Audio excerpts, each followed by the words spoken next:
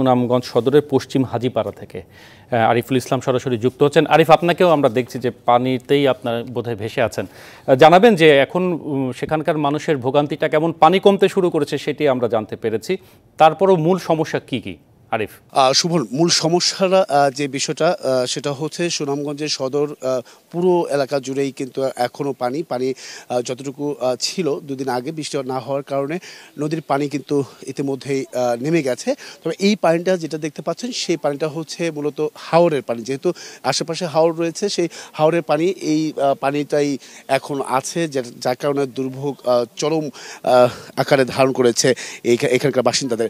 বিশেষ করে এখানে আপনি দেখতে পাচ্ছেন যে প্রত্যেকেই যাচ্ছে নৌকা করে, প্রতিটি বাসায় তাদের পৌঁছে দেওয়া হচ্ছে এইভাবেই, যেখান দিয়ে আসলে আমি যে দিকে যাচ্ছি সেটা কিন্তু রিক্সা যাওয়ার রাস্তা, তো সেখানে নৌকা ব্যবহার করা হচ্ছে একমাত্র বাহন এই এলাকাবাসীর, সেটা হচ্ছে নৌকা। প্রতিটি বাড়িতে বাড়িতে গিয়ে তারা যাত্রী নামাচ্ছেন।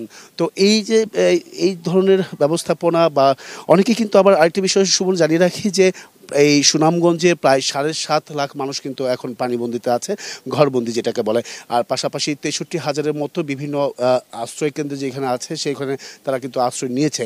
তো সব কিছু মিলেই আবার অনেকেই আমরা দেখেছি এই সুনামগঞ্জের যারা আশ্রয় কেন্দ্রে ছিলেন তারা মূলত বিভিন্ন তাদের যে বাড়িঘর নিজ ঘরে ফিরে যাচ্ছেন, কারণ দীর্ঘদিন ধরে তারা ঈদের সময় থেকে তারা আশ্রয় কেন্দ্রে থাকা অবস্থাকালে বা অবস্থান নেওয়ার কারণে কিন্তু সেখানে নৌকা দিয়ে চুরি